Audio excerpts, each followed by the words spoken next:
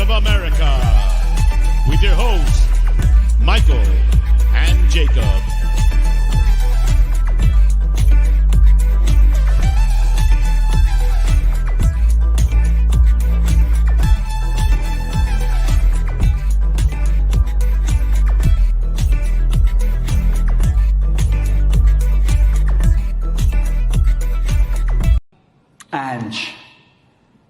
Ange, ladies and gentlemen.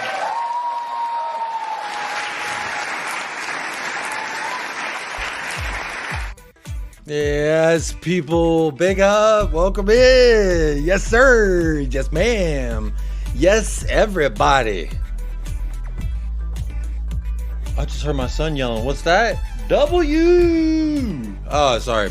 We're starting a new tradition around here. W's. When we get W's, you just yell it. Just yell it all day for 24 hours. You get however you want, whenever you want. Just yell W's, baby. Because Tottenham Hotspur have effectively gotten 3 goals and all 3 points so far in the Europa stage. It feels good to be back. I was going to open the show in a few ways, and I was thinking, like, say what's up. Like, Chewy's here. Kind of, I mean, he's there. He's just sleeping like always. But I was also thinking about singing, whoa, whoa. I mean, I hate the song, but you know what? We win that. Fuck it. Fuck it. That's my new jam. Hey, you know the way I'm going to be pulling up to when they play that whoa, whoa, whoa when we win the trophy?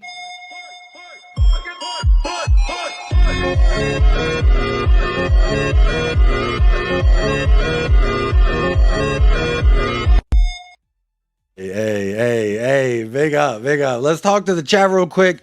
Let's say hello to everybody who's here live and direct, whether you're watching this live or on playback. Do me a favor and big up yourself, because you know what?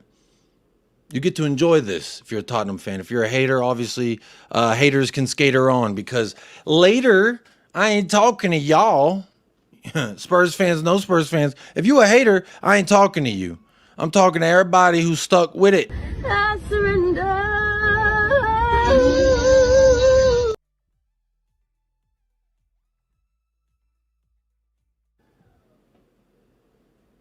I don't know if I'm lagging out.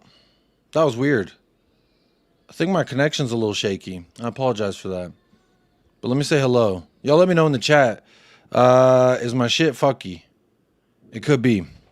My shit been fucky lately. But let's say hello to everybody. Big up RDMB. Hi, Jacob. All good? Muchos bueno. I'm doing fantastic. Ismail's in the house. Says yes. First one to like you, frauds. Big up Ismail. First one in the house. Looks like a new name. I don't think maybe you changed your name. I don't know. But big up to Ismail. I hope you're doing well. Just a harmless potato, ladies and gentlemen. Ange. Ange, ladies and gentlemen. I'm not gonna play the whole clip, but hey, we got it. You already know I was gonna get it. Big up harmless potato. Today you were actually a very harmful potato. You harmful potato. Hopefully that's my hair and not my dog's. Big up Eugene. Big up Jacob in chat. Never in doubt, baby. Talk to me nicely. Arson Lubin. Hey, you ain't the only thing lubing up tonight. Says great win, great performance by the 10 men. Come on, you Spurs. Look. Attacking with 10 men ain't for everybody. Sticking true to your philosophy ain't for everybody.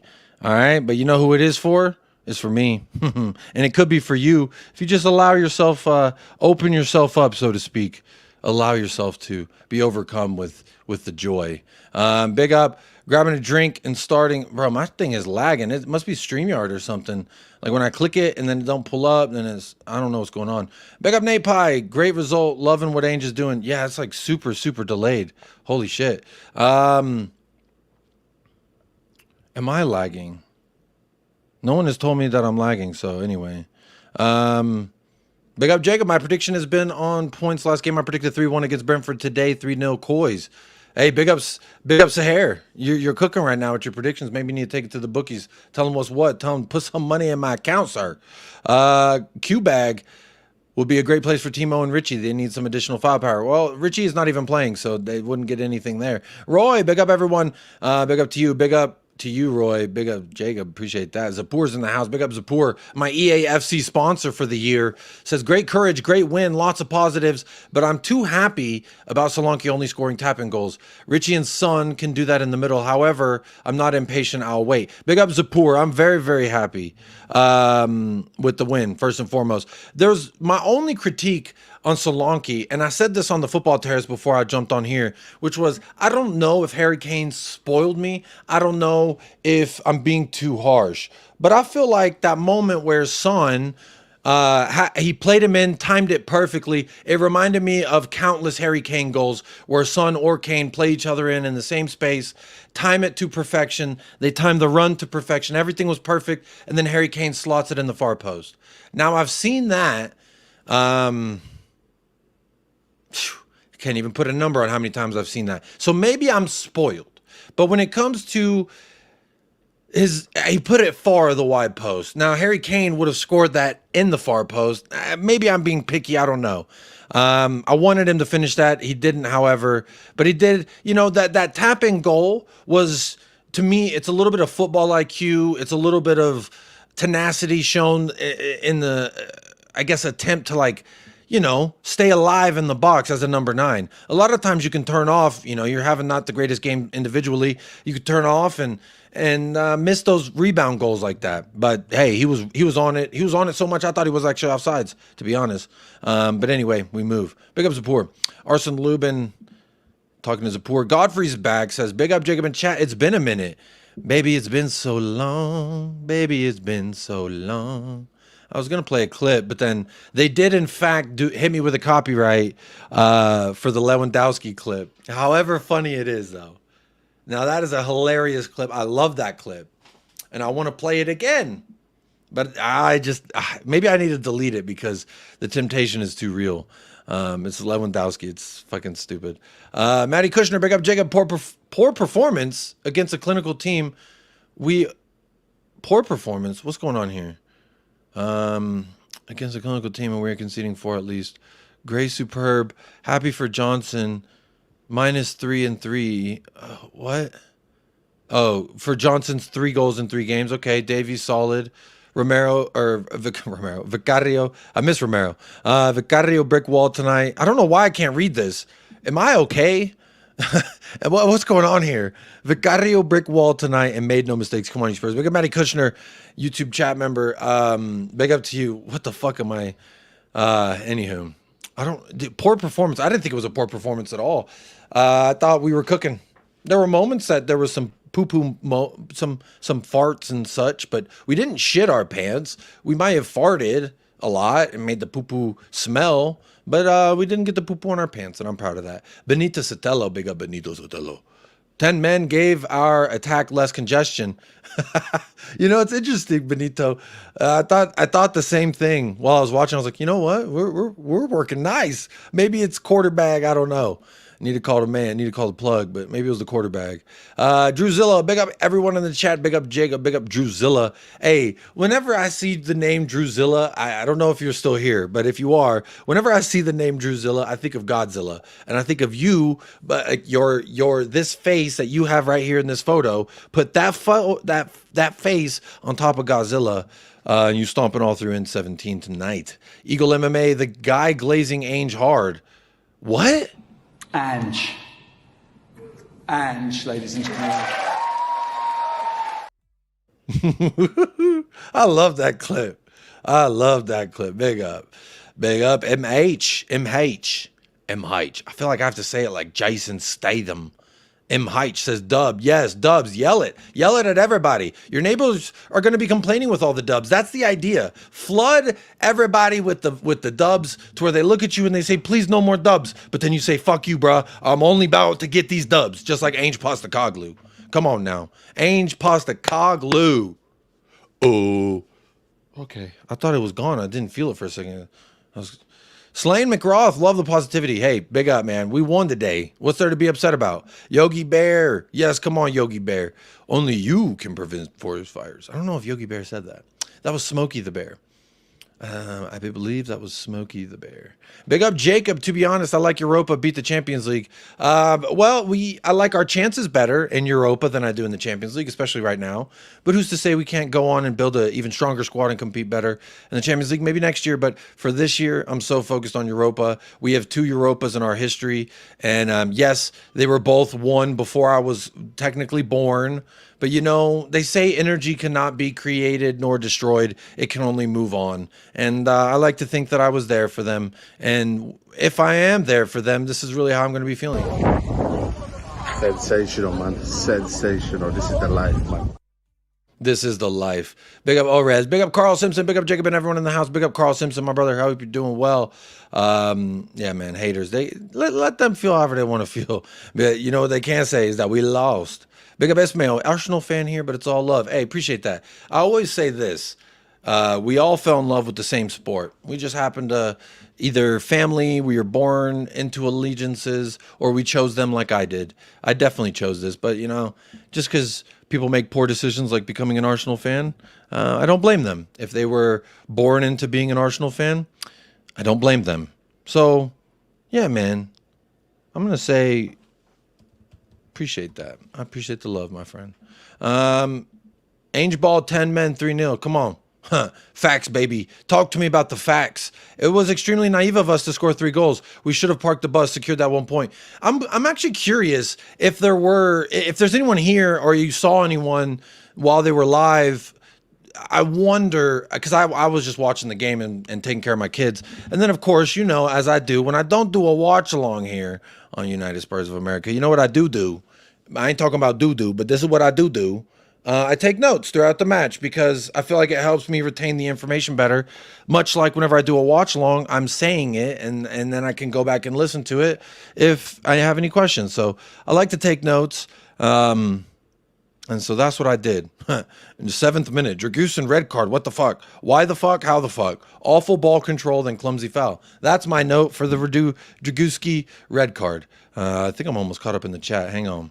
Oh, shit. No, I'm not. It's just a refresh. Big up the Outlaw. How naive of you to want to score 3 goals. Come on now. We went down to 10 men. Surely, but don't call me surely. When we got the first goal, second goal, we should have just sat back. No. You want to know why? No. Because George Washington, the founder of the nation in which I live in, my family lives in, my wife lives in, her family's lived in, my family immigrated to once upon a time, and the other half was already here because they're fucking some hillbillies. But hey, we move. Redneck hillbilly, I don't know. Maybe there's a difference there. But my point is not moot here.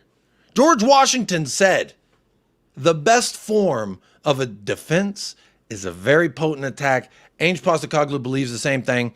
How am I going to go against the very foundations that this land was built upon? Which was, we're going to be the most offensive attack it doesn't matter if our defense is shitty. And our defense isn't shitty. So that's what makes it even better. We've got fantastic defenders who just get caught out from time to time because sometimes in the system, we're not as offensive as we should be. But that's all. We're cleaning it up, baby. We're cleaning the car up. We're making her purr. And God damn it, that baby was moving today. That car was a booting and a tooting today. Daniel, take the 3 points and run. Well, we're at home. No need to run. We chilling. No lag. Appreciate that. George, good win. Jacob, nice to see Solanki score again. That's 2 and 2 for Dom Bomb. We need him to cook. Bro, if he can get a brace away from home, that'd be fantastic. I need him to score some goals versus United. United's coming up very, very soon. Yes, wrong tactics, dark arts, park at the bus. Park at the bus. You can change the manager, but you cannot change the Tottenham. Yo, Jacob and Chewy, good vibes all around. Come on now, talk to me nicely. Big up Luton Dan, big up Jacob. That was such a strange game, but great result. Why do you say it's strange, my friend? The Doors famously once said, people are strange. And I can't remember the rest of the lines. People are strange when you're a stranger. When you're alone. I think you know where I'm going with it. Hopefully. I don't know where I was going with it personally. Materio, hello. I think Juninho is a very good footballer. Yeah, he showed some alright moments. We allowed him some alright moments. He was attacking. He's a very good presser. I'll give him that. That number 9 for them. I mean, he wasn't wearing the number 9. I think it was 18. But yeah, he was definitely a good presser. I'll give him that. But he also couldn't score. So he can hold that with a bozo. Son looks really tired. He needs some rest. He does. He came off injured. That is a little concerning. However, we got to hope he's okay because we definitely need him for United. Big up to KD. We created more chances against Qarabağ with 10 men than we did against Leicester, Newcastle, or Arsenal with 11 men.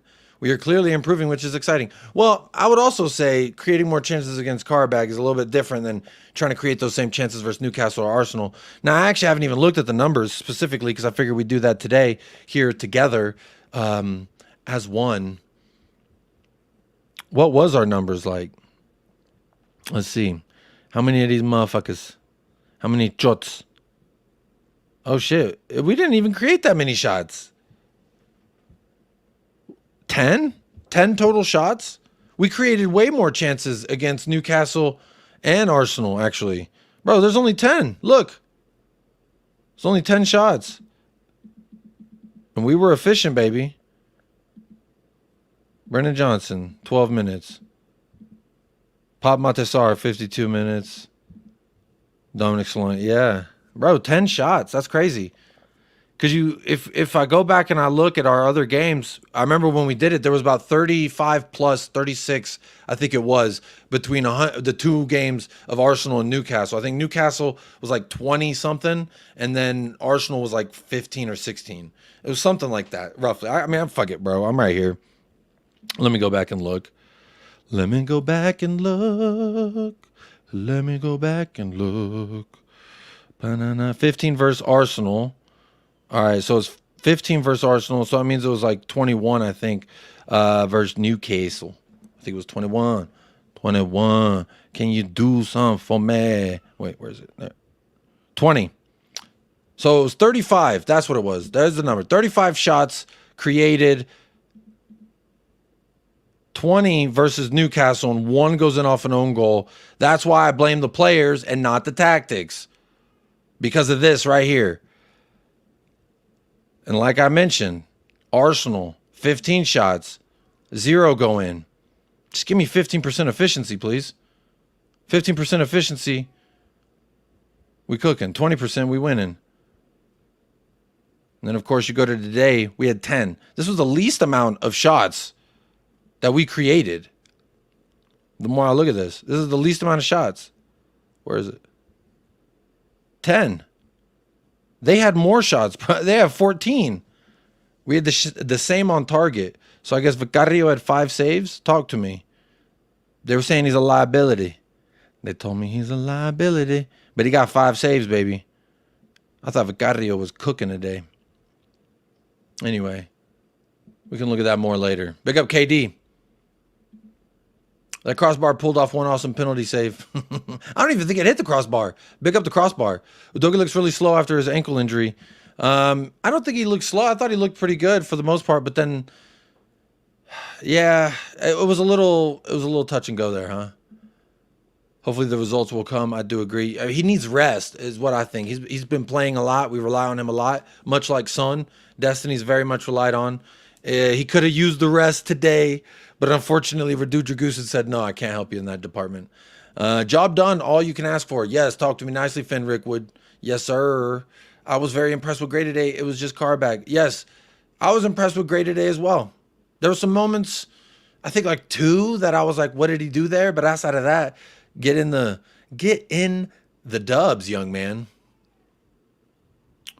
Qarabağ in the mud. Yes, they are. Qarabağ in the mud. Alden D'Souza. Big up. Big up. Didn't think Gray was good at all. Seemed nervous. Interesting. Let's look at the numbers. Don't trust me. Trust your gut and the numbers. So they gave him a positive rating. Better rating than Bissouma, which he did give a penalty away, and they got a yellow card. The lowest rated after Dragusin is Archie Gray in the back line.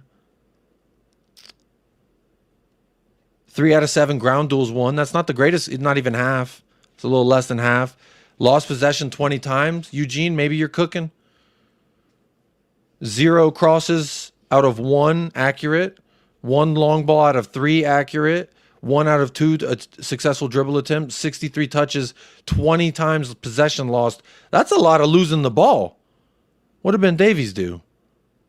He lost possession 12 times and touched it 98 times. Well, he did go to the center back position. So let me see. What did Destiny do? Maybe that's a better representation. Where's some numbers? Possession lost 6. How many touches? 53. So he had 10 less touches and lost the ball 14 less times. Yeah, so I guess from a ball retention standpoint, it doesn't sound great. I thought he looked all right, but I mean, it is Qarabağ. You got to imagine that kind of performance from, going down 10 men to anybody else might not be the same result. 3-0 with 10 men. Ole, ole, ole. Talk to me, Dr. Johnny. I think against most Europa teams, I think that works. Hey, it can. It just got proven. At no point was I worried with the game. Me either, Jay Murray. Felt pretty good the whole time. Half man, half monster. Come on now. Oh, I'm Solanki. Oh, ah. I don't know that song. What song are you singing there, buddy? Solanki was immense. His hold-up play has been missed. I do like his hold-up play. Basuma was everywhere. He was my man of the match. Secondly comes Vicario and Gray. Wow. Basuma with the man of the match. Hey, I mean, if we would have conceded on the penalty, then maybe a little bit different. Vitamin Dubs, talk to me. 10 men, guys. Yes. We are 4th in the table. In the Europa table? Oh, because Ajax scored 4 goals. Okay. Okay. Hey, look at us. We out here. At least our fans did not need binoculars for second half. I don't get it. What does that mean? There were a total of 9 red cards over the 18 Europa League games this round, which is crazy.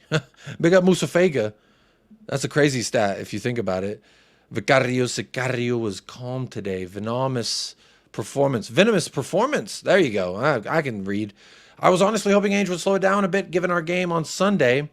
Not sure why we needed to expand the extra energy. I'm glad we went for it. I'm glad we didn't slow it down. Why will we change the way we play, baby? I gotta prep for the Cowboys-Giants game. Big up to you, Jacob. The juice and juice of the Sweet Spurs. The juke and juice. The what? I don't know what this means, but I'll tell you what it got me feeling like.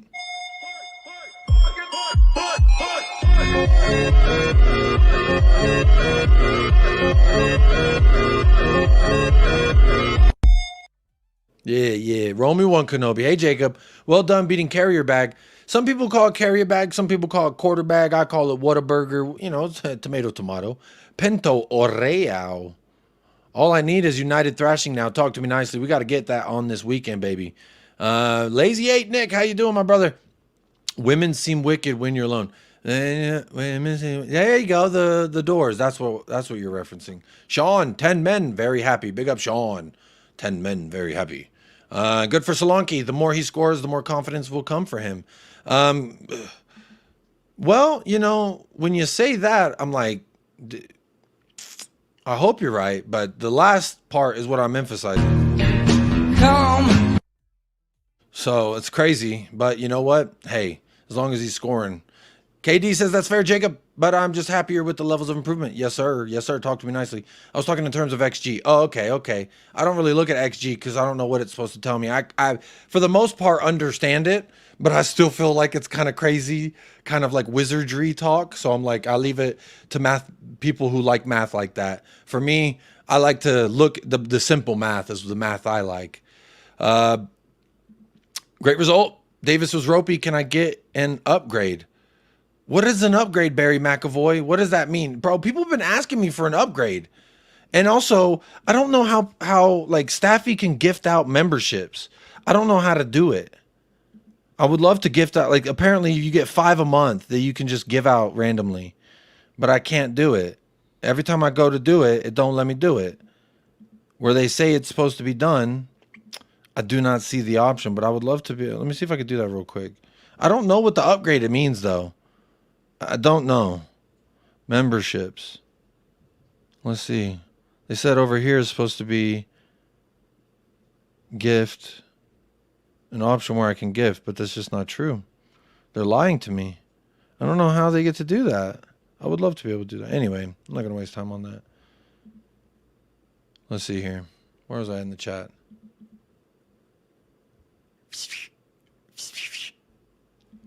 Man getting sent off, key to success.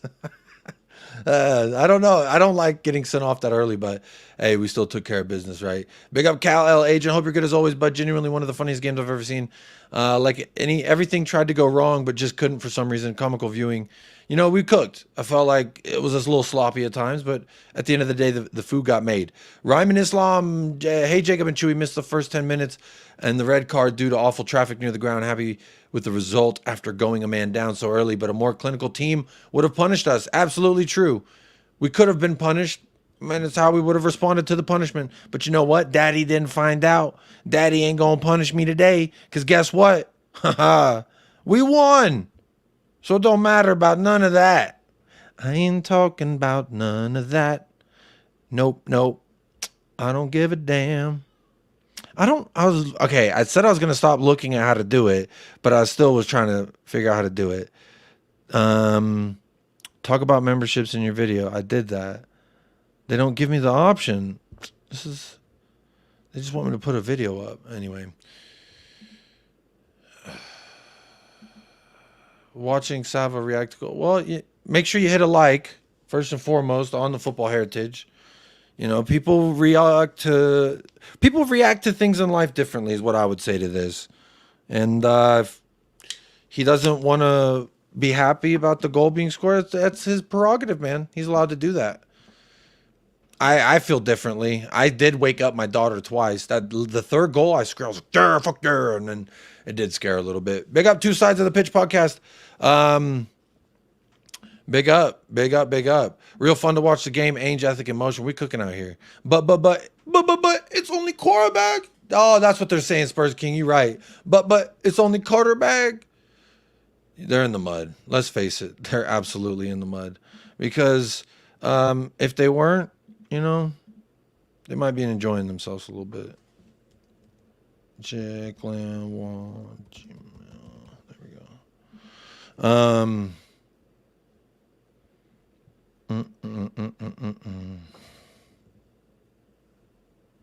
Let me see here. Sorry, y'all. I got a message I didn't respond to.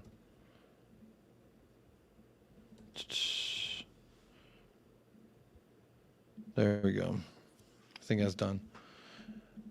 Man, I think he lost it way too many times. I forgot who we're talking about, I'll be honest. Oh, you might be talking about Solanki. 080.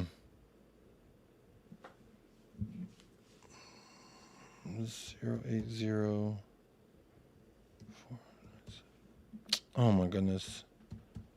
So sorry, y'all. Maybe I should have played a clip and done this and been more smooth about it. There we go.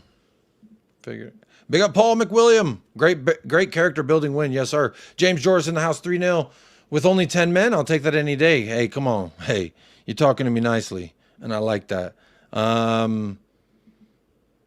Hey, come on. We all feeling good tonight. Vicario was great. Hopefully he'll regain his confidence. He did look great.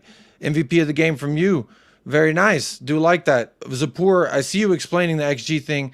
I'll be so honest. I'm not trying to spend my precious time live trying to understand just exactly all that. But you know what I do understand is W's. And you know what else I understand is Ainge Postecoglou. And you want to know, this is how I feel going into Man United. This is a video. If Ten Hag is out there, Eric Ten Hag, I hope you're listening. If you're out there, I pray this finds you well. But this is my video for you. Yeah, you have no hair, sweetie. Oh, baby. Touch me. Fucking touch me. That's a good one. That's very nice. Hey, Tony D, how you doing? You're too kind. No, you're too kind. How about that, Tony? How about that? Look, let's get to the stuff I caught up in the chat. Big up in Hells Yeah. Come on, man. Big up in Hells Yeah. Make me want to celebrate like Erling Haaland. Oh, no. That's Bullocks. I think that's what they said. I don't know. Also, for anyone who's been Ainge out, I don't know if you're there right now. If you're listening, I don't know. But I hope you have a great day and a good rest of your night. And I know this is how you be going to sleep.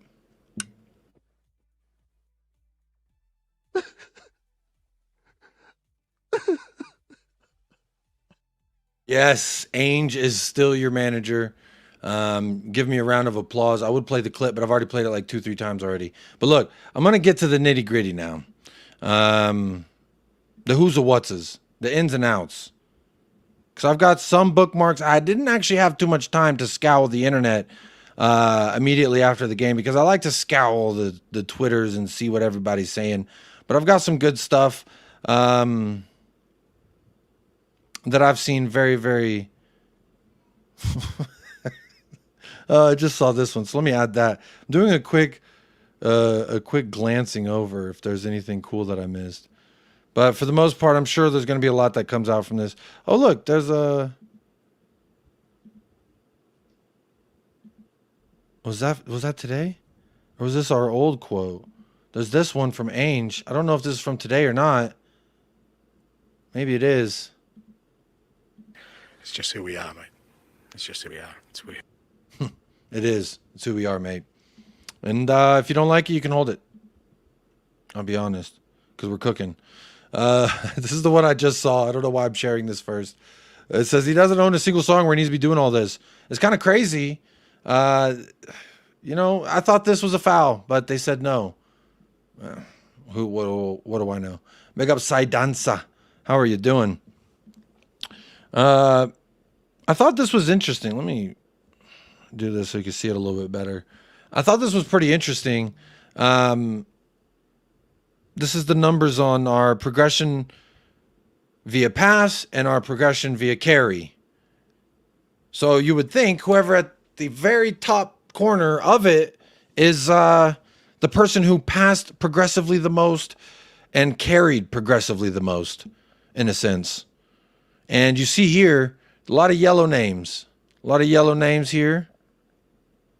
Andraj, Zabur, Husuni, Benzia, Karfulaki. But look who reigns supreme. Ben Davies. Oh my. You got to talk to me nicely, Ben Davies. This guy was the most progressive in everything, apparently. So it's crazy. Look at that. Ben fucking Davies. Ain't that some? You look down here, man. Poor Bergvall. He's down here. They were replying to this tweet that I just clicked. Let's see. Versus Brentford. The same thing. It was Son and Madison that were the most progressive. And Romero, slightly. Yeah. Flecken, their fucking goalkeeper. Interesting. Interesting. Ben Davies. You know, I found interesting Dragusin red card. I want to talk about that for a second. Because I found that kind of interesting how under pressure, how he dealt with that situation. He had a bad touch on the ball, got under pressure, gave the ball up, and then went ahead and gave the foul. To me, that's kind of crazy. Ben Davies, the same fucking thing happened to him late in the second half, but you didn't see him do that. You didn't see him react that way. Now, the argument that I've heard a little bit of, and I'm kind of understanding, is maybe Dragusin just hasn't played enough. Maybe Dragusin's a little rusty, so to speak. The bolts and nails have acquired some rust. I don't know. But that'd be very unfortunate because as someone you would imagine chomping at the bit, whose agent you know is chomping at the bit, you know, I just find it interesting. Did somebody raid? I see like 180 people here. I don't know if somebody raided me or not, but big up if somebody did. Or maybe my thing's bugging out. StreamYard's been acting really weird. But big up if you are here, hit a like. Because normally I don't get around 200 people that tune in. This, you know, YouTube's been very weird lately, honestly. Paul and I were talking about it the other day, 300 plus. It was very brief, but there was about 300. Maybe I need to put those alert bells in the title. I don't know. But big up to the people who are here. I'm going to keep trying to roll through this and act like I'm not phased. 7 minutes into the game, you'd rather concede a goal than a red card. You would think so, just a harmless potato. And I can only imagine what the narrative would be. I can only imagine, you know, I got this guy's shirt back here. You see Romero? Kuti? You see Kuti? Is this how he reacts when he gets put under pressure? If he has a bad touch and gives the ball away? I ain't seen Kuti do this. But they don't want to talk about that. No. You don't want to talk about that. Because if we talk about that, then that would admit, you know, that Kuti is somehow, some way better than everyone's made him out to be. Maybe they should say sorry. I don't know. Anywho. Dragusin with a donkey, I do agree. That was fucking not great. Problem with Spurs is it's delusional supporters. Spurs are the king of mid-table. That's it. Big up Rodent. I don't know who you're talking about. Who's the delusional supporters? The ones who fear when the sky falls, or those who dance in the sun and in the rain? Let me ask you that, Rodent. Also,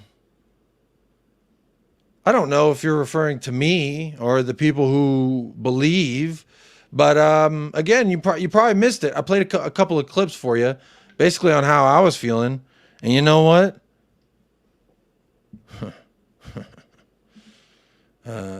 This is how I feel about anyone who thinks it's delusional to enjoy this win. I surrender. I'm rolling the window up on that ass, baby. I'm rolling the window up. So you better start talking to me nicely. Come off it. Stats are shit, but in Davies caused the most problems. Dragusin should have chased back. I'm waiting for a statement from his agent. I really want to know what his agent got to say, because that motherfucker be talking a whole bunch, but he ain't talking to me today. Where's he at? I ain't heard him today. Barry McAvoy, bright side. Dragusin's agent might shut the fuck up. You know how Dragusin's agent was watching that? Take him out the fucking... Oh, no. Oh, my days. Oh, my days. You're... Yeah, Dragusin's stock fallen, but it's okay. He'll be all right. I think he'll be okay. It's a learning moment. He's a young man, I suppose. His agent better keep his mouth shut for at least a year. Come on, now you better shut the fuck up for a minute. Get ready. If Son is injured, we'll have all... No. Not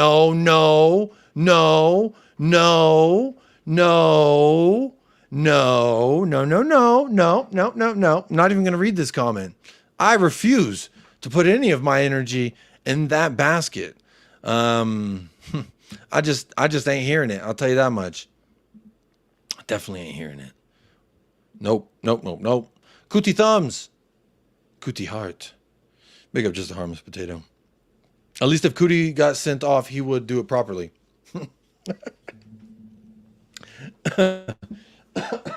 That's actually hilarious, side answer. But no, he wouldn't get sent off. That's the thing. When's the last time he did? He's still serving. He served time today for crimes he committed years ago. The agenda against my GOAT is ridiculous. That's why this shirt will stay here until he gets the damn respect he deserves. Talk to me. Public holiday in Melbourne, people coming on to watch. Hey, that might be it. Maybe. Hey, shout out the Australian G's. Shout them out, man. Shout them out. Rodent is a fitting name. Let's enjoy the win in the form. Come on now, we're cooking. Vader Games. Hello, how you doing, Vader Games? Yeah, I hate that StreamYard can't display my custom emojis. It sucks, but I do see them on the YouTube side. I see Cuti Romero with the hearts. Love a Cuti Romero with the hearts. Illmatic. Ainge constantly changes his methods, but can't stand by.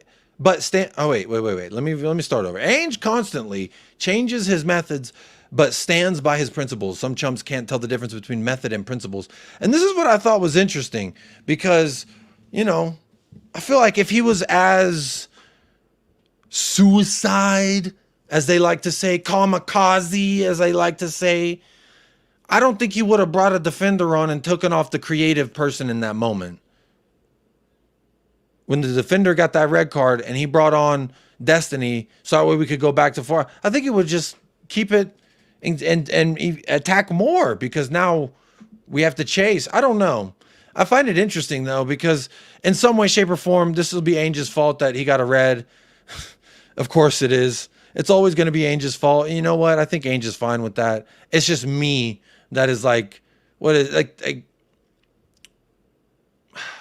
this is how I feel. This is the most obnoxious group of money-hungry, low IQ, high-energy, jackrabbit, fucking wannabe, big-time, small-time, shit-talking, bothersome, irritating bunch of motherfuckers I have ever had to endure for more than 5 minutes.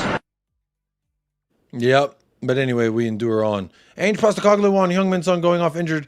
He said he was a bit tired. I hope that's all it is. I really do.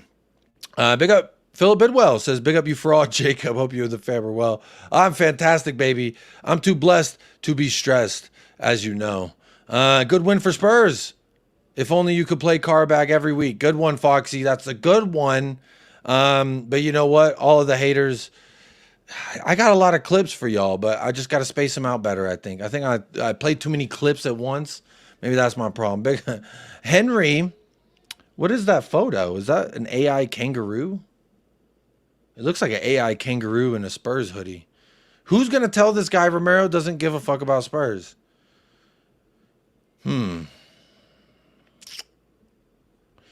Well, you know, there's really only one way to respond to this question. I don't really have a great answer for your question because I really don't give a fuck. Alden D'Souza, big up to you. I pray Son isn't injured. It might be over otherwise. It might be over. What might be over? I mean, if we got to see Timo Werner, I think it's going to be over. But we also got to see Mikey Moore today, which was fantastic. That was a nice little... I was a little upset, however, when we first made the double sub with Bentancur and Timo. I would have liked to see Mikey Moore and Bentancur instead. I'm kind of done with Timo Werner, I'll be honest. Let's talk a little bit about Brennan Johnson. Look, I bookmarked this tweet. His smile is back. He's got 3 and 3. That's everything together with a heart. Now, he is smiling. He wasn't smiling. He was not. I'm trying to adjust. Because whenever I mess with the screen for FIFA, it changes it. And then it's different whenever I share a Twitter page. So there you go. That should look better. Oh, no. It was good. It was very good. Very good to see him get that goal again. 3 and 3. He almost had a second. Should have had a second. I don't know if he was offside or what. He looked at moments more confident on the ball for me. I thought there was moments where it looked like, okay, I guess this is who Brennan wants to be. Now, I on the side make the joke like, I guess the bullying worked. Maybe no Instagram is a good idea for the young man. Maybe no Instagram and just, you know, putting your head down and going to work and trying to prove people wrong and shut them the fuck up. Maybe that's the way. I would never say bullying is right, but pressure applied is how you create diamonds. Now, I'm not saying this is for sure what we're doing here with this lump of coal, but what we are doing is getting some juice from the squeeze, so to speak. And Brennan Johnson 3 and 3 is undeniable. When Richarlison was doing what, 10 and 10, we had to kind of say, all right, that's 10 and 10, like very nice. It was a purple patch, and then it went away, and then he's back to being injured. Brennan Johnson hasn't really had that same amount of injuries. Brennan Johnson's been available more, therefore able to disappoint us more often. And honestly, I really think that I'm proud of him. However, I would not be over the moon yet. If he can do this all season, I will have hope that he is a legitimate, like, we did good with that. The GA is the GA. The eyes will tell me something else. Now, I think that... I'm going to tab over from the comments because honestly, the comments y'all are talking about Kuti, and I'm not trying to get distracted talking about Kuti because I'll be really honest. I just don't want to get distracted talking about Kuti. I love my GOAT. Respect my GOAT. I'm trying to talk about Brennan Johnson. So, yeah, why not? Why not be enjoying what you're seeing? Why not appreciate what you're seeing so far? But also, I think the pressure still needs to continue to be applied, if that makes sense. Oh, Fabrizio Romano just tweeted a Postacoglu quote. Says, quote, Dom Solanki is now getting there. He didn't do preseason with us, but he just keeps going. Great for him to get another goal, but his all-around performance was really strong. So, Zapur, hold that. Zapur, hold that. Your gaffer said, fuck yeah, bruh. Your gaffer said, fuck yeah, bruh. Talk to me. Jose says, do you want company? Hey. There you go. I'll drop that in the group chat. United Spurs of America group chat just got hit with the link. Y'all do want to come on. You're allowed. But again, back to Brennan Johnson. yeah, I'm not going to go over the moon just yet. I'm not going to be selling my cattle and buying Brennan Johnson stock just yet. But it's a good place to build from. Continue to do this and everyone shuts the fuck up. And I think that's the main goal, in my opinion, when it comes to Brennan Johnson. Let's just, let him do this. Apply the pressure still. Because the pressure is how we're now getting the best out of him. When he thinks shit's sweet, he started fucking around. He was putting in bad performances. Now, I don't think he was great over the entirety of the match, but what he did offer is a goal-scoring opportunity twice, and he scored one of them. Maybe he had more. Maybe I should look at the numbers real quick. Hang on. Did he have more than just that one? Let's go to the beginning. 12. His first shot was a goal. Fantastic. His second shot was a miss. I think that's the one that he should have made. Ooh, it was so close. And that's it. I don't think he had another shot. Nope, that's it. So 2 shots in the first half. That might just feed the narrative that I've always believed, which is he has decent qualities, which is running, and sometimes he can fucking score and sizzle it across and get the assist. But what I want to say about him real quick is this. I'm still not sold on if I know if he's just an impact player or not. It looks like, by all accounts, let me look at my notes real quick. Let me look at the notes that I kept through the game. If I felt, all right, so Brennan Johnson, open goal. No, he misses an open goal in the 27th minute. I have that. Do I have any other Brennan? I don't think I have any. So what did he do the rest of the game? I don't remember. I don't see anything. I don't see anything. Did he get subbed out? Yeah, he did. What time?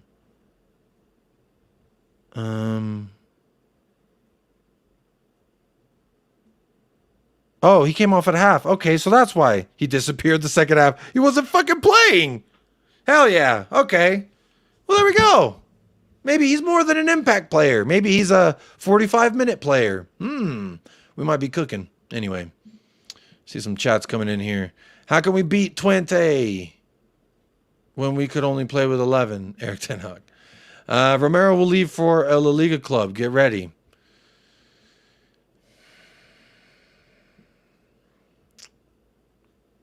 And when he doesn't, what are you going to say to me then, Henry? When he doesn't. When Kuti stays forever and wins us a trophy? How about that? The tables have turned. Solanki's work rate and pressing was class. Big up Ilmatic. Appreciate that. I do agree. If Romero didn't care for Spurs, he'd be getting fouls and red cards like he did before Ainge. His actions have shown he does care. I think he's a bit exhausted lately. He might be a little upset that he had to fucking fly himself from South America back to England. Who knows? Who knows? Flying economy can't be the most fun. That was probably a long motherfucking flight. Alden says Brennan Johnson's average. He still might be, but he's doing good now. And I appreciate that for now. And speaking of things I appreciate, we've got a guest. Jose, El Tel Cocorel, my friend. How are you doing? I'm not bad. How are you? Big up, Katie. Oh, man. I've been listening to you. You seem to be as stoked as what I am, mate. So, which is good. It's just another week where this is how I can feel towards Ainge Outers.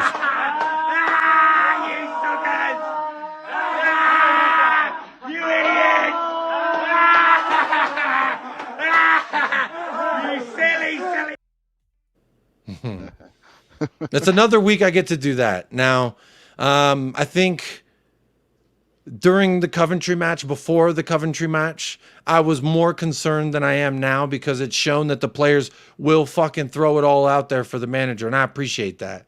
I've got more confidence in the players to be better in the final third, although I'm not convinced that they will. I have more hope, though.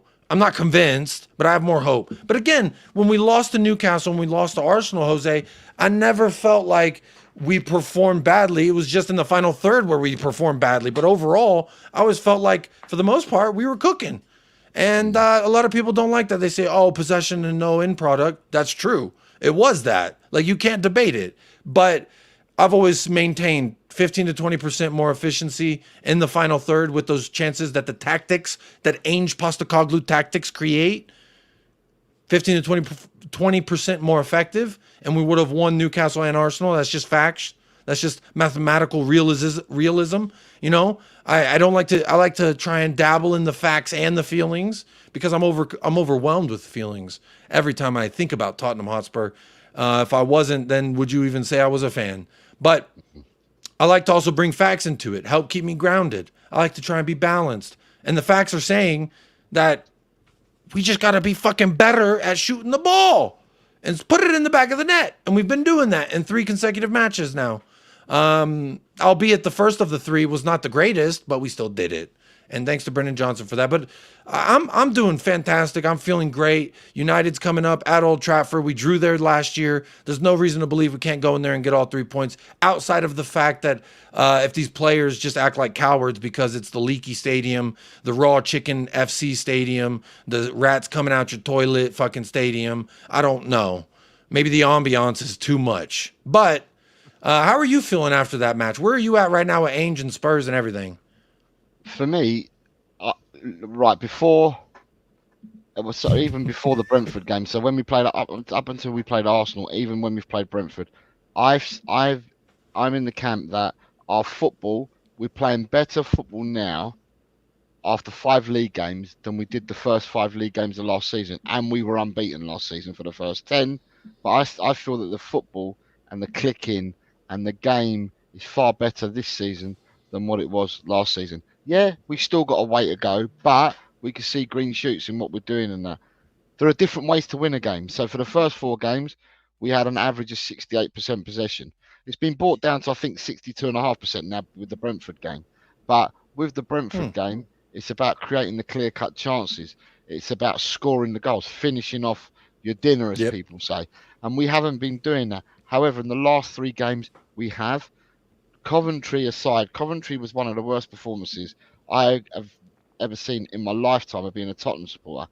But the history books ain't going to tell you that Tottenham were awful that night. The history books will just tell you 3rd round of the Qarabağ Cup, it was Coventry 1, Tottenham 2. Now, I, for one, I'm glad that our name is in the hat for the next round. And I'm also glad now, I said it last week, but I said, you know, at the end of the day, it's variables to win a trophy. What we need is we need home draws. And I don't care if we play Man City. They were my first words that I said last week. You jinxed us. We've drawn Man City. So at the end of the day, you've got to beat what's in front of you. But home games helps out. So I'm glad that we've got a home game. You win differently. We didn't have all the possession against Brentford. We won the game. We awkwardly we beat Coventry. Tonight we've played 88 minutes. 88 minutes with 10 men. And it was 0-0 when Radu got sent off. And we've ended up winning the game 3-0. Now, people are going to turn around and say, but Qarabağ had chances. But Tottenham scored 3 and we had chances as well. So, you know, at the end of the day, I asked a question in another show. I said, tell me how many teams have won a game with 10 men playing for 88 minutes. Not 8 minutes, not 18, 88 minutes. And there's not many teams you're going to find in the world that can win a match playing with 10 men for 88 minutes. So we got Tottenham. The players deserve some props for tonight because, you know, they definitely put a shift in. They definitely put a shift in. I agree with you. They definitely did put a shift in. And, you know, I in regards to the Carabao Cup, I do agree. You can only beat what's in front of you. And unfortunately, it's the best fucking team in England that's coming up. But look, we've beaten them before. We've struggled more now that we play this style against them considerably.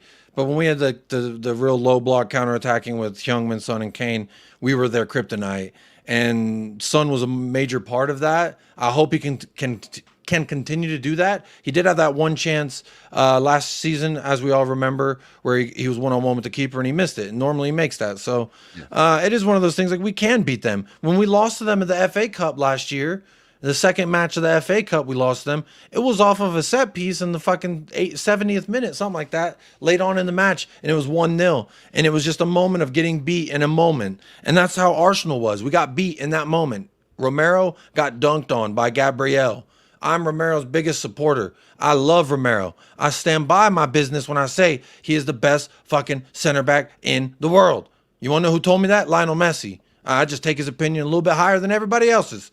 But be that as it may, I just think that, we're learning a lot from what we're doing. We're moving in a direction that I think is positive. But the main point is finishing those fucking chances, because it's not like we weren't creating them. In Qarabağ, we had 10 shots the entirety of the game.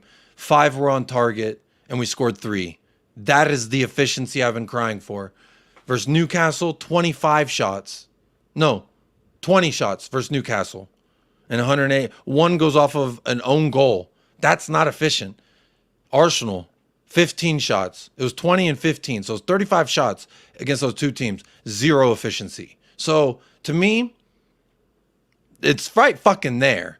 And I don't understand why a lot of the narrative around and towards Ainge is like, oh, his tactics aren't working.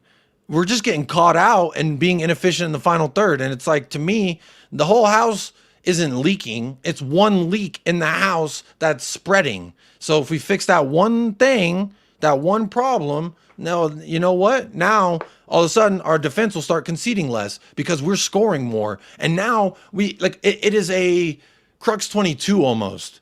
It's like fire catching fire, if you will, because like you saw in today's match, when we were up 2-0, down a man, up 2-0, Qarabağ started coming at us. They opened up. They were more forward. They were running a higher line. Their press was even more active at the second and third level. So for me, what that did was open them up even more, and we created chances, and it got cagey there for a second. It got scrappy. It reminds me of a UFC fight or a boxing match where you're winning, and then the guy you're kind of and then boom, boom, and now you're like, oh shit, don't fuck around now. And then we got back in control and we did our thing, got the third, put it to bed. So to me, again, I was never really concerned other than the fact of like, don't fuck this up, and we didn't.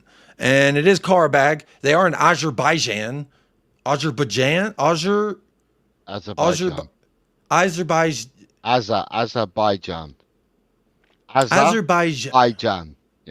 Yeah, let's go with that. Azerbaijan, they did their thing and they win that. Like they're talking about the manager. He's won 16 trophies or whatever since he's been there in 9 years or some shit like that. I don't know if it was 9 years, but I remember the number was like 14 or 16 trophies that he's won with them, winning the league or their league cups or whatever. So a very decorated manager. And I was like, watch, if something goes wrong, they're going to somehow use this to beat Ainge over the head with. But you know what? Again, this is why I'm feeling great, because the things that I believe in and that I've been hoping to see, I've seen at least 2 matches in a row now. I need that third. I need Manchester United the same fucking thing. 15 to 20 shots, 10 to 15 of those on target, 4 or 5 goals. You know what I mean? That's kind of the ratios I'm thinking about. Even less, take it less, 2 to 3 goals, 10 to 15 shots, 5 to 10 on target. I mean, come on, like however you want to break it down, the 15 to 20% is all I need, and we win these games. And it's like, I don't know, where were you at when things were looking real murky? And like, do you think I don't know. I just feel like it's strange. I feel like everyone was about to jump off the boat, myself included. Like you mentioned, that Coventry game, I did put a video out, the worst 88 minutes I think I've ever seen as a Tottenham Hotspur fan. And I think that was just down to the rotation. It was clear that the tactics weren't working for them. But again, I always felt like, well, that was just the second stringers. Like when we put a bunch of second stringers out there with first teamers, you saw what happened. They said, here, Destiny, you do it. Give it to Destiny. Everything was through Destiny. You know, it's like, so I could kind of tell what that was. But this, Brentford, these are pretty strong 11s that we put out there, right? Yeah. So for me, the way that people are contradictory a lot of the times in what they say. Now, Azerbaijan have won their league for the last 11 seasons. Azerbaijan won their league the year that we beat them when Sonny got a brace. We beat them 3-1 at White Hart Lane back in 15-16. So, you know, they're no mugs. Last year, people will tell you, and people were all getting hyped up about it, saying in the last 16 of the Europa League, they got beaten by Leverkusen 5-4 in aggregate. They were like 2 minutes away from knocking Leverkusen. They're no mugs. The season before that, they played in the Champions League. So this team's no mugs. Now, all of a sudden, we turn them over 3-0 tonight, and then you're hearing people saying, yeah, we were poor, we were this, we were that. We've just won 3-0. We've played with 10 men for 88 minutes. You know, there's different ways of winning a game. Now, I was never, you know, the Coventry game, yeah, it was ugly. Not getting away from it, not hiding from that. It was ugly, but we got the W. And what I've been saying is what Tottenham need to learn to do this season is change them L's into W's. That's what we need to start changing. That's what we need to start doing. And also building momentum, going on 3. And I mean, I'm not asking for crazy stuff. Going on 3-game winning streaks, 4-game winning streaks, 5-game winning streaks.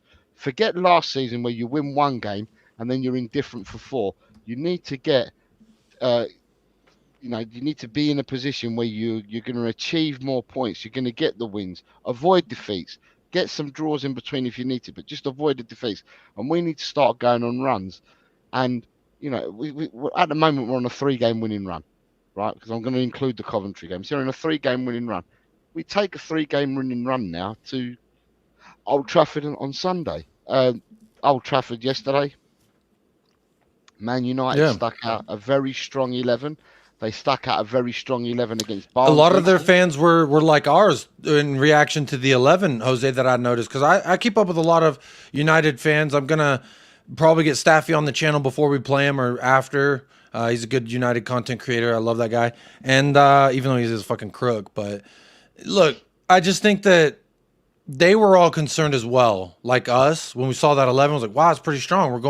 We're taking it seriously. But this is all that I've been asking for. Take it seriously. And we'll cook. And I don't think we're favorites. There's a lot of really strong teams in this competition. We got to go to Galatasaray away.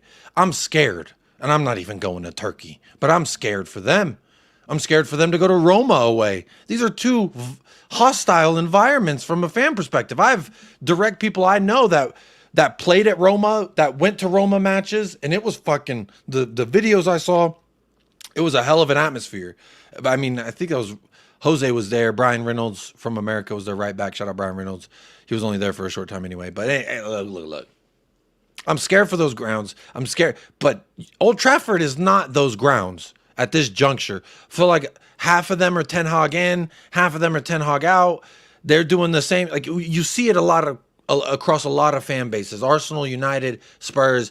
Oh, these people are toxic and negative. Oh, these people are happy clapper Kool-Aid drinkers, you know? And it's like there's no one ever wants to see the happy medium. And for me, I like to take a perspective of I enjoy the things I enjoy and I dislike the things that I dislike. Today, I had 0 dislikes. This match, no dislikes other than Radu Dragusin being a dummy.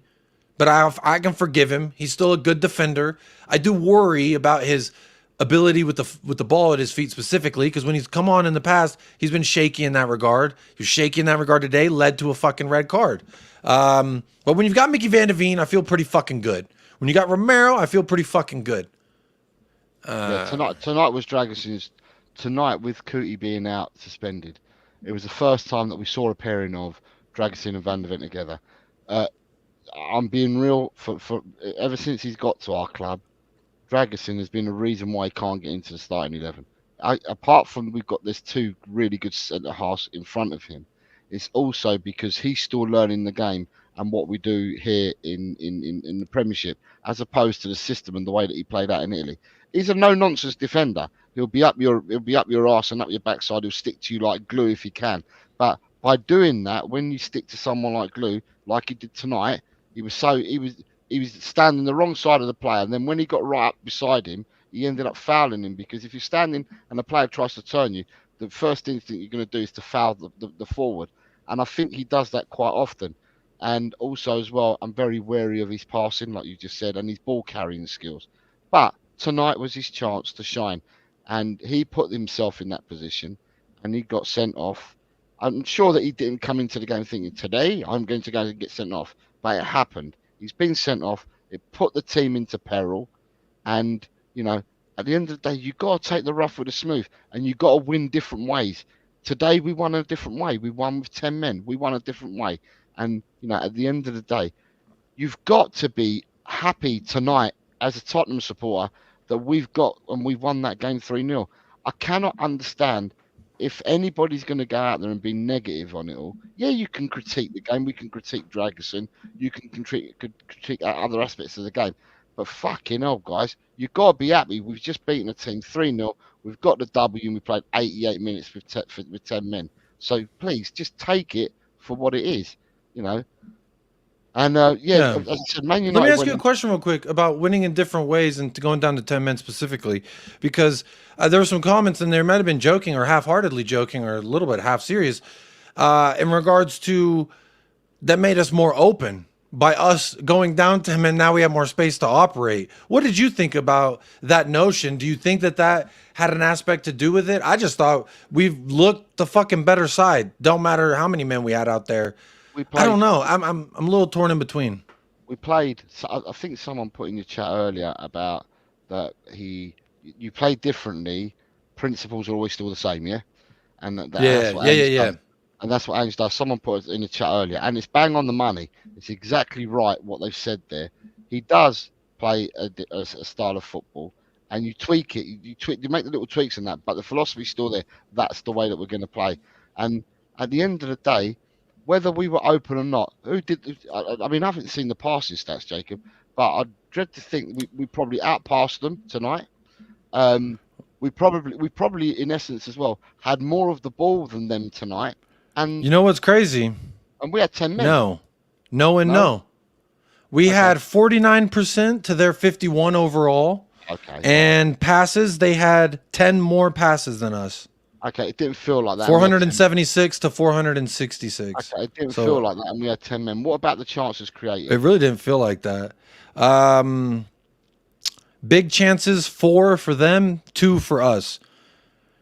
But again, big chances, I feel like there's a little wiggle room for interpretation when you say big chances. Because big is a relative term, personally. You know, some people could say my feet are big, but then I go next to fucking Bigfoot and he says, you have small feet. Now are my feet still big? You know what I'm saying? So not all chances are created the same, in my opinion. This is why I like to look at this specifically. And I'll do this, and then let me adjust our cameras so we match up a little bit better here. Yeah, where are we? I don't even know with this new league formats and that, but I don't know. If Qarabağ, we're 4th in the table. We're top 4, baby. Is that Qarabağ 35th? Yes. Well, now, with that loss. 35th, yeah, if that makes Qarabağ 35th, there's 36 teams. Yeah, we should have been second. But this is the part I wanted to tell you here. We're not, because there's 3 other teams, I think, that scored 4 goals. But this is the part that I like to look at specifically is shots, because this is, you can't take this away. This is not down to interpretation.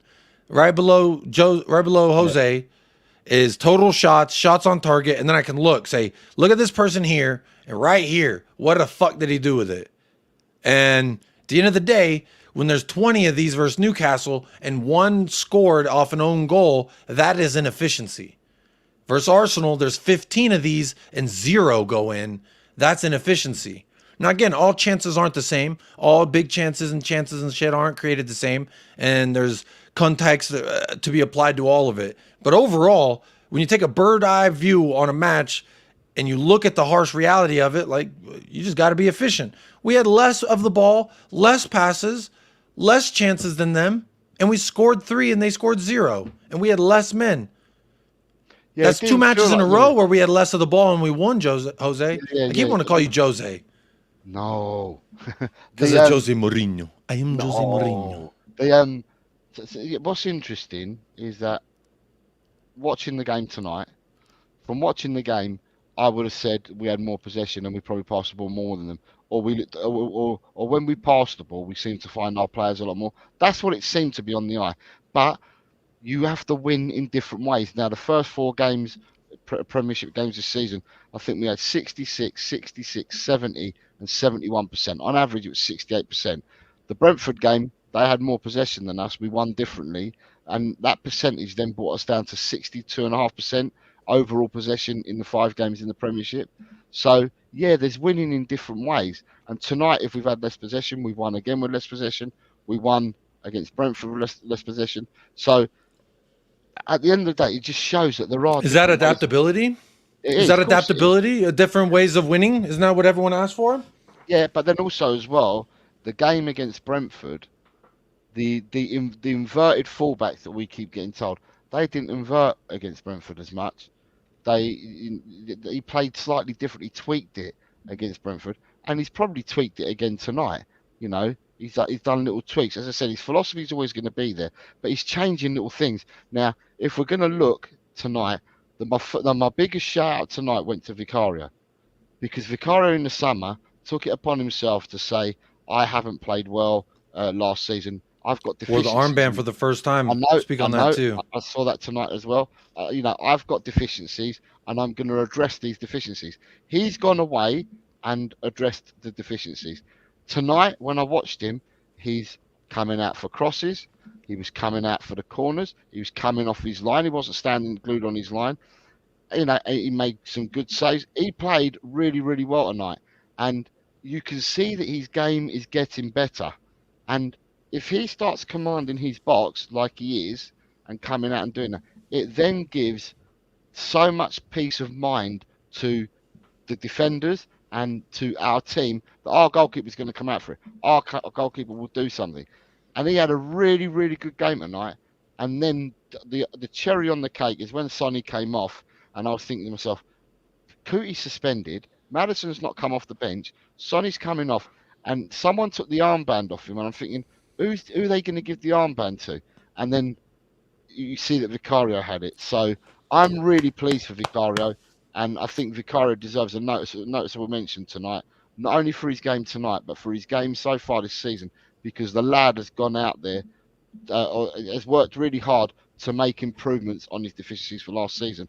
And you start off with, like he said in the summer, there's a problem. I've got a problem doing X, Y, and Z. I've identified that. I'm now going to go and work on it. So props to the man for me. Man, big props to Vicario, Sicario, Necario, Vicario. Everything Ario. All right, because he's been getting a lot of flack, rightly so. He's had a couple bozo moments. But you know what? As a goalkeeper, when you're trying to be loosey-goosey, because you can't be too tense as a goalkeeper. They always told you, just loosen up. Ooh. Octopus arms, baby. Be like an octopus. And, you know, sometimes you make mistakes. But today I thought Vicario was unbelievable. You must have had a great view of that. Wow, unbelievable from the back. Yeah. From the back specifically, but from the chat's perspective, I want to know what y'all think of Vicario. Obviously getting the first chance to wear the armband. And while y'all let me know that, I'm going to ask, if you haven't voted in the poll already, please do. But there's a large discrepancy between votes and likes. I see 150 votes, but only 84 likes. So I really don't know what the 60-some of y'all aren't doing. There's been around 180 to 200 people for majority of this show. So just make sure y'all are liking the video first and foremost. Make sure you sub to Jose at El Telco Carrel. And get your voice heard in the poll and in the chat. Fuck it. Thoughts on our first Europa match? 66% out of that 150 say Ainge Ball is cooking and I love the smell. What's that? That's some Ainge Ball, baby. They said, oh, I don't even know what Ainge Ball is. Oh, I don't even know what it ain't. What is an Ainge Ball? Wah. That's what I say. Wah. They say, Ainge Ball, am I dreaming? Am I dreaming? Am I? Yo! That's right. No, I didn't poop. That's Ainge Ball, baby. We cooking. All the clips. He's got them all. Look at that. I mean, it's not, hey, come on. Hit a like on the video. Subscribe to all the channels. I did just update the subscriber count on the far top right of your screen. Gained 10 subscribers since the last time I updated it, so big up. And then I just checked. It's actually 2 more than there were there that it was since I updated it 10 minutes ago. So big up to the 2 people who did subscribe in between. Thank you for doing that. But look, big up to the 150 who voted. Chewy might have farted again. No, he's still asleep. He didn't fart, thank God. He's saving it for later, though. Honestly, though, for me, great to see. He's been a vocal leader. They gave him, what was the thing? I talked about it a little bit yesterday or the day before, whatever it was. They made him a part of the leadership group. That is Son, Maddison, Romero, and now Vicario are in the leadership group. I don't know if it's because he was yelling at the young kids and they wanted to give him that feeling of authority that, hey, he is the hall monitor, so you do got to show some respect when Kuti come to town. But I don't know. He's been shaky at moments, and like you said, there's moments where I'm like, bro, you got to do better there. You just got to do better, or be stronger, be more confident, whatever it is. And he showed that today. Now I need him to show that again. United's a big six club. All right, I don't give a fuck about their form. I don't give a fuck about where they're at right now. What I need us to do when we go play United is do exactly what we've been doing these last couple games. It don't matter if we give up a little bit of the ball, they have a little possession, they start feeling confident. That's going to happen naturally when we're up a couple goals too. It's because so when we're talking about the numbers, Jose, we were talking about versus Brentford, we had less of the ball, and today we had less of the ball. In both of those matches, we were up by at least a goal or two at a certain point, and that naturally is going to make them want the ball more and to try and implement themselves now. But they're playing catch up at that point, and now we can catch them out of position, and it's a risky business when you do that, because you either leave yourself to be, equalized on, or lose potentially, or you are so open, they are so open that you cut them open now. And they're, it's almost like I said, it's a Crux 22. It's like a fire burns fire kind of thing. And it's dangerous, but I love the fuck out of it because it was a lot of fun to watch today. I can't say that much. But there was a point that I was going to make, and I kind of forgot it. But it had to do with, I don't remember. But anyway, big up Vicario with Man United, Jacob. What I will say. Oh, that's what it was. Go ahead. Okay, so with Man United, what I will say is, if Man United scout Tottenham, we've got a style, we've got a way that we play, so they come and they try to figure out how to play against us. When you go and scout Man United, their own fans will tell you this. They haven't got an ethos. They haven't got a way of playing. They just seem to muddle through games. And they had changed every game how they play. Yeah. And that's what their own supporters are saying. So it must be really hard to do a scouting report on Man United, because you don't know what you're going to get, because they haven't got pattern of play. They haven't got. They just turn up and on the day they'll do whatever they do on the day. So the game on Sunday will be an interesting one. I said they went out with a strong team yesterday for the game they played yesterday. But they did leave some players on the bench, and I'm wondering whether these people will come back into the first 11 on Sunday. And by that, I'm referring to one Casemiro, who sat on the bench yesterday. Will he return for Sunday's game? Who knows? I assume so, and he's a little bit older gentleman than some of the rest that did start. But when it comes to United, I just see some similarities between us at a squad perspective and also from a fan base perspective, as well as a manager that has now come under scrutiny, whether deservedly or undeservedly. Now with Ten Hag, from a rival perspective, I look at it and say 2 trophies in 2 years. What I wouldn't do to have 2 trophies in 2 years. But Manchester United's standards and expectations are a lot different. They spit at the 2 trophies he's won. They say, what else you going to do for me, Papa? I'm used to big time meal. Now you only bring me chicken noodle soup. And for me, chicken noodle soup, it will go very far because I'm starving. So I just, It's interesting, Chuck, what you're saying. If they can fucking do it, why can't we? Yeah, we take a trophy. We're itching to get a trophy. We'll take any trophy. We just want to win a trophy. And the fact that you're saying that their supporters are just spitting at it and stuff, and are not happy about winning their trophies because of their manager or whatever it is that's going on at the club, we're envious because we just want to win a trophy. So we're another end. Our fan base is at a different end to what Man United's fan base are. Yeah, we've had a lot different roller coaster rides, so to speak, as fans watching our respective clubs. But look, also, let me share this. Don Bomb with the Attack on Titan celebration. Now, I'm not a big anime guy, but I was like, okay, I don't get the celebration. What is he biting his hand for? And I was like, I assume someone's going to drop something with it. And they did. And it's this guy from Attack on Titan. Now, I don't know the relevancy, but I thought this was a good point to just talk about Solanki real quick. What do you make of him so far? What do you think he can offer us going forward? And 2 goals, 2 games. I'm pretty happy with that. I thought he had a great game. Ainge had some good words for him afterwards. Need him to score first United, minimum 1. I'll take 2, please. But what's your opinions on Solanki thus far? So I thought Solanki was a good player when he was at Bournemouth.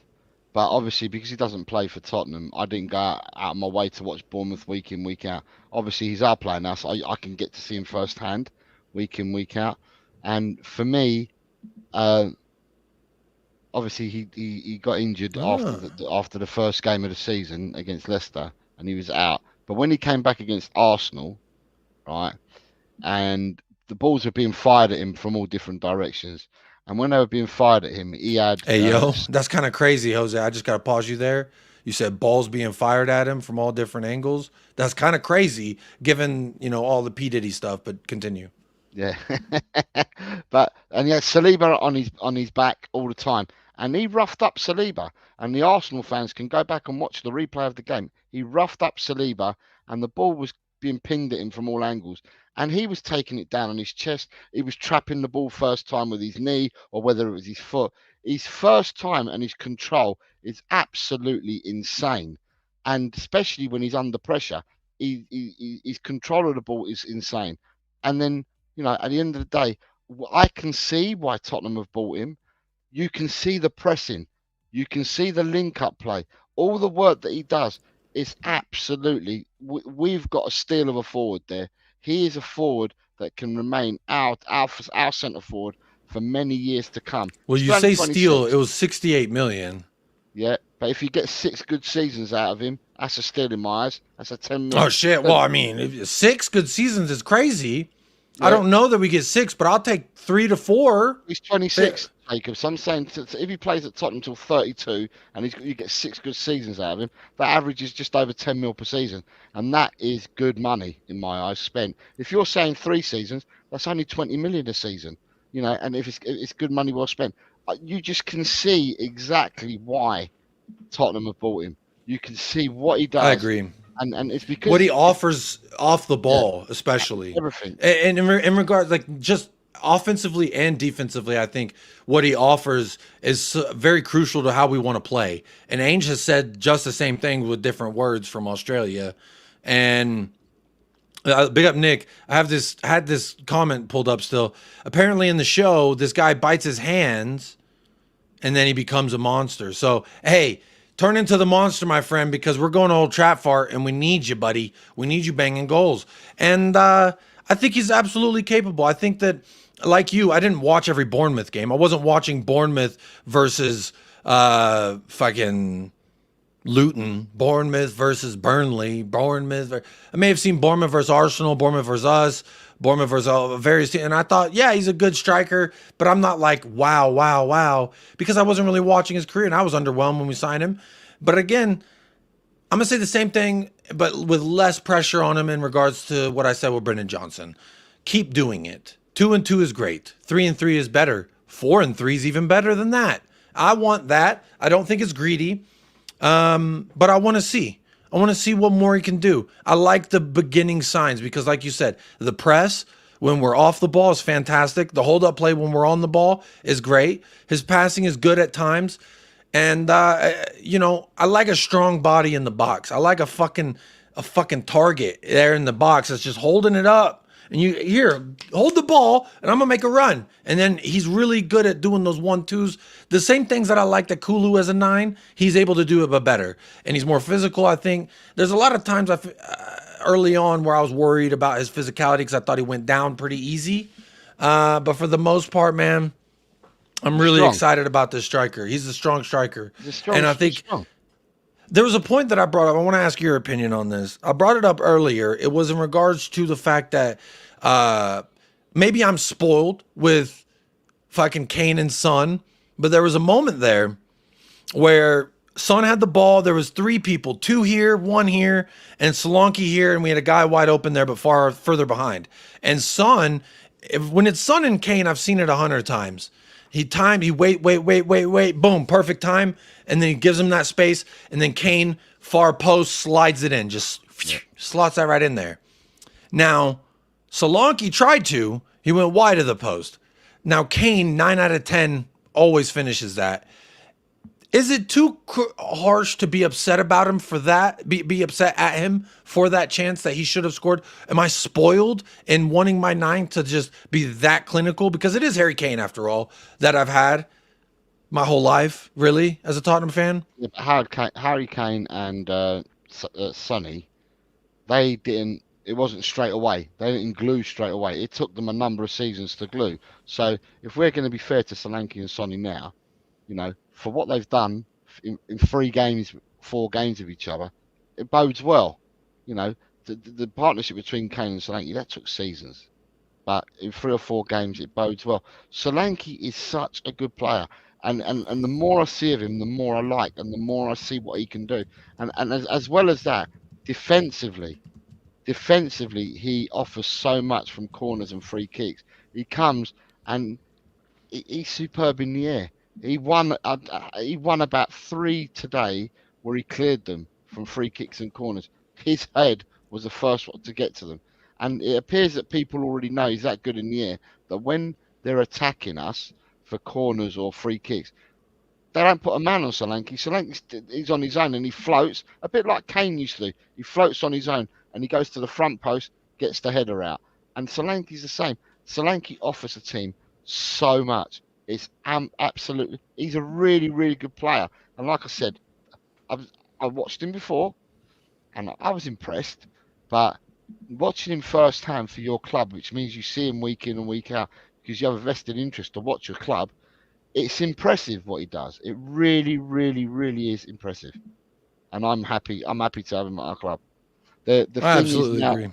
Thing is now is that with Richarlison having his issues at the moment, and by the way, I don't think he's going to play for Tottenham again. I'd be surprised if he did, because he's now out with an injury and it's called other, and then they're not saying nothing. And there's no return date back for him.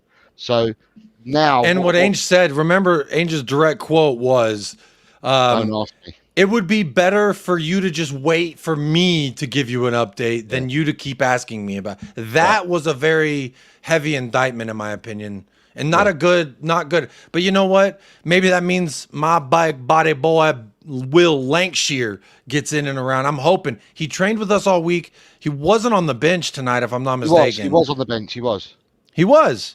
Yes. Oh, fuck yeah. I just looked. Yeah, fuck yeah. He can get on. Because he's that's okay. I really needed Mikey Moore, man. I got a little Mikey Moore. And I just want to say this real quick to deviate for a second.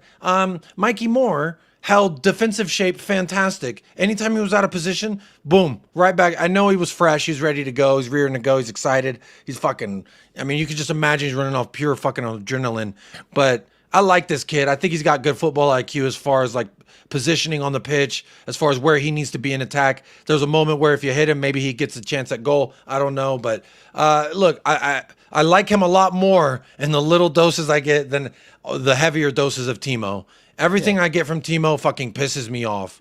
I saw him today, same fucking thing. He pisses me off. I'm sorry. I'm not like actively angry. I'm passively angry. I think he's a bum. And a bum, just a fucking bum and a fucking idiot. But, Mikey Moore gives me a lot of hope and joy when I got to see him out there. So hopefully going forward, we see him instead of Timo Werner. I think, maybe that's the hope here. Is there anything else you wanted to say on Solanki before we move on to my next player I wanted to talk about? What for me is important, Jacob, is now with Solanki, we can't get burnout. So Lancashire's now come back from injury. We've got to get him through. And Lancashire has to become a rotational player. If we need someone to rotate with Solanki, we can't burn Solanki out. So I'm so happy that Lancashire was on the bench today. I really wanted him to get on. I thought when we got to the 90th minute and they put up the board saying there's 3 minutes of injury time to be played at the end, I was thinking to myself, we're 3-0 up, 3 minutes of injury time. Please find a way of getting Will Lancashire on, because it would have been great for the lad to make his his first team appearance, for the team, and how much would that give him? How much confidence and how much would that give him to himself? A bit like Mikey Moore when he came on last season. These players have grown with the club. These players know what it is to wear the badge and that, and they would be so proud of themselves to get on in front of the home fans. So I was hoping, but it wasn't to be. I'm hoping it's not too long before we get to see him, because we are going to need him as a rotational player, in my eyes. Yeah. But can I ask you? Can I just ask you a question before you leave Solanki? Jacob, Yeah, he's got two goals now, right? Solanki. Honestly, how many goals do you think Solanki could score this season? Or what did you think before? What do you think now? Good question. What I thought before, When we bought him, what did you think when he we scored bought this him, season? I thought just from a purely objective standpoint that if he scored 19 with Bournemouth, all due respect to the Cherries, they're a good side. They're very well managed. I think they're mid-table. You know, they're not really dancing around with relegation the last couple of years. So, you know, props to him for that. But my initial thought was like, okay, well, if you score 19 with them, it's not crazy for me to think you should be around 22, 23 for us in the Premier League specifically. Now, overall comps, I think 25 is a good, and he's now got one in each. He's got one in the Premier League, one in the European, so that's 2 total. You know, he's on a decent route for it, I suppose. Not yet, but like he started the car. The car started and the wheels have fucking rotated a little. We're not driving on the street yet. We haven't hit the highway. Now, when he gets on the highway, there's no really. I don't see what's to stop him from bagging 2 goals a game ever when we play lower tier sides. Because one of the critiques that people give to him is, oh, well, he doesn't score against Big Six teams. Well, United is a good chance for him to shut people up about that, just like we did with Brentford. Before Brentford, the part of the fucking narrative against Ainge was, oh, well, when's the last time that he beat a top 10 side even? Well, Brentford were top 10 before we beat them, so they can hold that as well. I said that. What? I said that. I said, look, so we're playing Brentford. They're in the top 10, and after we beat Brentford, I said, so we've now beaten Brentford, who are a top 10 team, or are we going to swing the goalposts again? Are we going to change them again and say no? But you know what? By the end of the season, they won't be. Tomorrow, when we play on Sunday, you called Man United one of the big 6. Man United are currently 11th. So if we beat Man United, we've not beaten a top 6 side because they're 11th. So it depends. When people make statements, quantify the statements you're making, because otherwise the goalposts keep moving all the time. Yeah, they look, whatever fits the narrative, I suppose.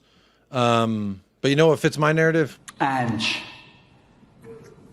ladies and gentlemen.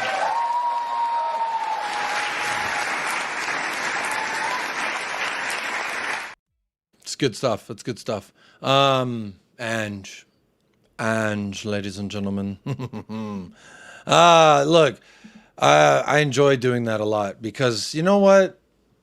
It's like the more people don't want him to succeed, the more I want him to succeed. You know, it's like everyone's always talking about Marvel movies, so I don't give a fuck about none of the superhero shit. There's too much going on for me to keep up with all the movies and the superhero shit. And so, you know, I let people enjoy it however they want to enjoy it. For me, I'm going to do the same thing. And I'm enjoying the hell out of it because we don't know how long this form will last. We don't know that we'll be blessed to be injury free and we'll have the pick of the draw when it comes to all these comps, because we will be in a lot of competitions. I think if you are to win the Europa, it's something like 16 to 18 extra matches that you have to play on top of the 38 in the Premier League, on top of how many ever we got FA, Carabao Cup, respectively. So, you know, I'm concerned for the future, but enjoying the present. And in the near future, I'm feeling good. You know how good I'm feeling? Feeling like Saeed from Saeed TV when he goes to New York. Amazing. Just gotta take it all in, people.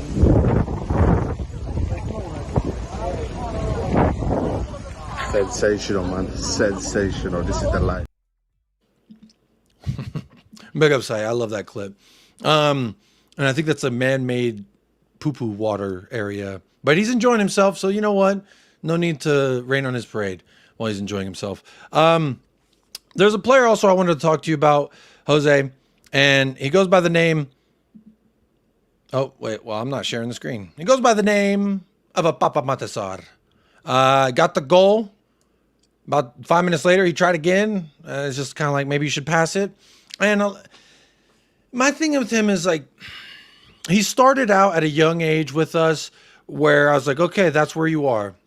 And I think you can be better. And then he showed some signs of being better than that. And it got my hopes up a little bit. And then I feel like last year, this year, it's kind of tapered out, if that's the right word, petered out, Peter Piper pizza. I don't know the best way to say it, but it just seems like not as good as I'd hoped he would be. But you know what? He got a goal today. Got the second specifically. So like, this is a very cold photo of Papa Matasar doing his celebration.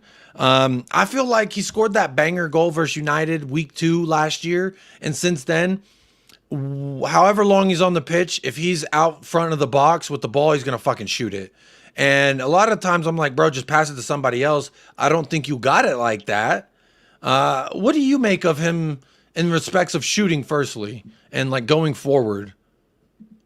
For me, Papsar is still young, still learning the game. I think he's only I didn't notice. You're wearing. Oh, no, sorry. You're wearing a Marvel shirt. I didn't even notice. Yeah, and I was just like, I can't keep up with all this Marvel shit. Let people enjoy. Hey, I said let people enjoy it. I didn't say anything bad. I can't keep up. Too much for me. So with sorry. So he's still young. He's 21. He's still learning the game and that. The only difficulty that I find with him is I still can't tell you what his best position is. Is he a 6? Is he an 8? Is it a 10? Is he a box to box? You know, I can't tell. It's as if he's still finding himself within this team and what he should be. In fact, I've always said that he's an energizer bunny. So it's like you put over here in England, we've got Duracell batteries. You put Duracells into him and they last longer than normal batteries. You put it into, and he gets around the pitch and he does things. But he gets around, he blows a lot of air, and I just don't see a lot. I'm trying to figure out what the end product is and that. And so at the end of the day, seeing him tonight he got around the pitch.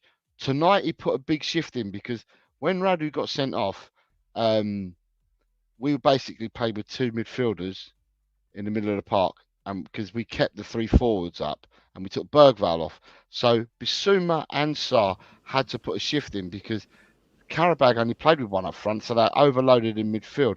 So they've done a lot of grafting in there. So Papsar did a hell of a lot of work tonight in that midfield, and then came up with the goal that he scored as well. I think for Papsar himself, I think he needs to identify for himself what kind of midfielder he wants to be, and then we'll probably see his game blossom from there. Because at the moment, I just don't think he knows himself what type of midfielder he is.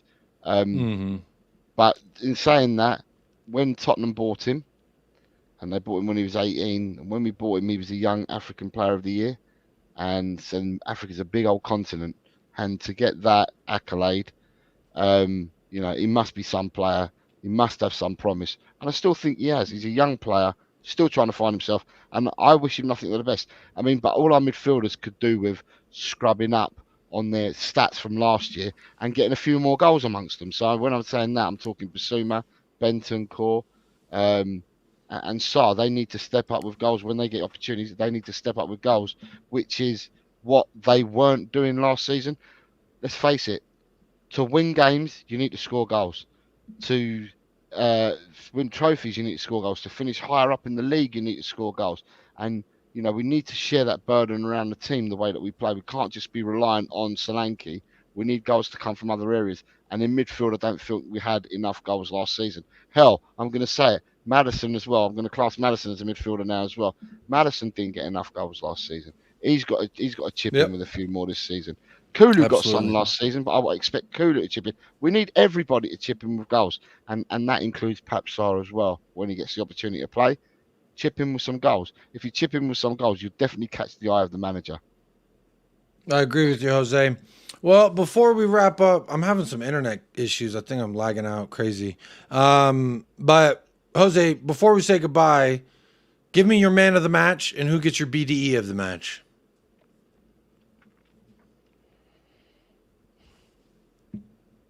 Man of the match. So for me, I thought Vicario, Van de Ven, I thought Ben Davies played well. I thought Solanki played well. But if I'm going to have to give it to one of them, I'm going to be controversial. I'm going to give it to Solanki for his Oh, very all-round nice. play. For his all-round play, for his defending, his attacking, his team play. Scored a goal as well. I'm going to give it to Solanki for tonight. I think. Very nice. Who gets your BDE award? What's BDE? Why is everyone gonna ask? I thought it was very self-explanatory. Who brought that big dick energy? Who brought that thing out and worked the entire pitch with it? It typically goes to Romero. Hoiberg's gotten a couple here and there, you know. I'll give the BDE to Vicario. Very nice. And my man of the match, yeah, I thought he had a fantastic game. My man of the match is going to be Vicario. Yeah, go on. Yeah, Sorry. I thought he was fantastic. My man of the match is going to be Vicario. I thought he was fantastic. 5 saves, hard to really combat against that. Also, I thought his decision making when playing out of the back was a lot better than it has been in the past. So he's going to be my man of the match, my BDE of the match. I'm actually going with Brennan Johnson because it's crazy, right? I didn't think I'd ever give him this award ever, you know, when the season started. But here we are. 1 game versus Qarabağ, and I'm saying I think he really impressed me because, yeah, he got the goal. Yeah, he should have scored that second one. But after that, I even saw him attempting things with the ball at his feet. And honestly, that's very welcome because he shies away from that. I just think it's very pertinent that he continues to do it, or else a lot of people are going to lose faith very quickly in him. But look, I appreciate everyone who's been here. I appreciate all the likes, subscribes, all that. I read the numbers out earlier, but there was a bunch of votes. 165 votes. So Shirley, but don't call me Shirley. We should hit 100 likes on the live. But you know what? If we don't, you're a fraud. But you know what? I want to end off with a little clip. You have got the 100 already. Oh, we do. Fantastic. We did hit 100 likes. That's we've got fantastic. 100 already. The 100 are there. Sorry, I just heard a baby. I was like, oh, what the fuck? It was a weird baby noise. Anyway, I'm going to go. We're going to wrap it up there. I'm sending you over to Flawless with Sarcasm City TV. Make sure you say hello, say Jacob Raid, and like and subscribe over there. But I'm going to end off with, what do I have something snazzy here?